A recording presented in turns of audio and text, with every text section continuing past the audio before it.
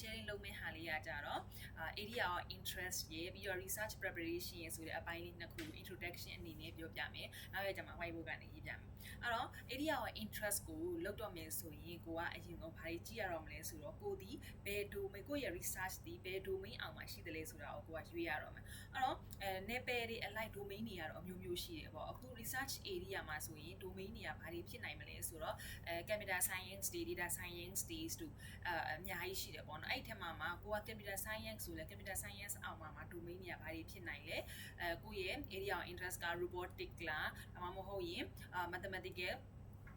mathematical computability တွေလားနောက်တစ်ခုကကြတော့cognitive science တွေလားပြီးတော့ software engineering လားဆိုတဲ့ domain တွေကို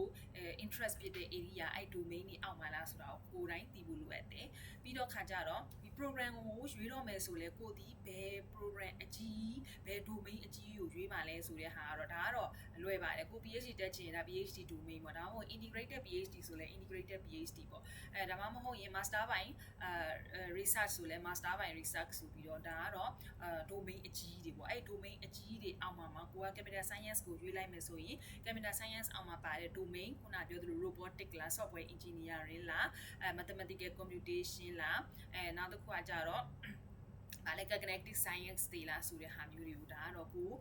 interest ဖြစ်တယ်လို့ပြန်ပြီးတော့ရွှေ့ရမှာပေါ့ဒါ area of interest ရွေးတဲ့အခါမှာထည့်ပြီးစဉ်းစားအရာပေါ့area of interest เนาะနောက်တစ်ခုကကြတော့ research preparation မှာကြတော့သူကဒီကိုကဒီ PhD ကို apply လုပ်တော့မယ်ဒါမှမဟုတ်ရင် master ကို apply လုပ်တော့မယ်ဆိုရင်ကိုဒီ apply လုပ်မဲ့ research ကိုဘယ်လို prepare လုပ်ခလဲဆိုတဲ့ဟာကို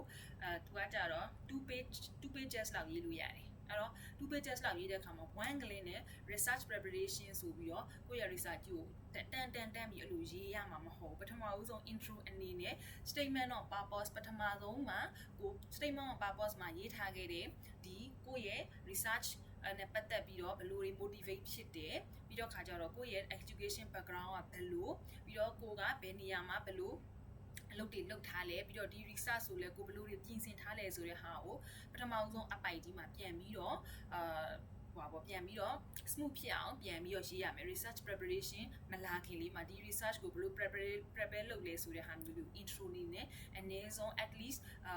3 paragraphs လောက်ရေးပြီးအဲ့တော့စတုတ္ထမြောက် paragraph မှာစပြီးတော့ကိုယ့်ရဲ့ research ရဲ့ abstract ကိုစပြီးတော့ရေးမယ်ဒါကတော့ကိုလုပ်တဲ့ research တွေမတူတာဖြစ်တဲ့အတွက်နမူနာအနေနဲ့မထည့်တော့ရှုပ်သွားမှာဆိုလို့เนาะကိုယ့်ရဲ့ research abstract ပါရမယ်ပြီးတော့ခါကြတော့ research abstract ပြီးသွားပြီဆိုရင်ကိုလုပ်မဲ့ research မှာကိုကဘယ်လိုတွေလုပ်ရင်ဘယ်လို output တွေရနိုင်တယ်လဲဘယ်လို output တွေရမှာလဲဆိုတဲ့ဟာကိုဒီ system flow diagram လေးတွေပါထည့်ပြီးတော့ရှင်းပြပေးမယ်ဆိုရင်ဒီ research preparation ကအရန်ကို perfect ဖြစ်တဲ့ preparation ဖြစ်မှာအဲ့တော့နောက်ရက်ကျမှ whiteboard ကနေပြီးတော့ရေးပေးမယ်အခုတော့ဒီလောက်နဲ့ခဏ intro ဝင်မယ် bye bye ကျေးဇူးပါ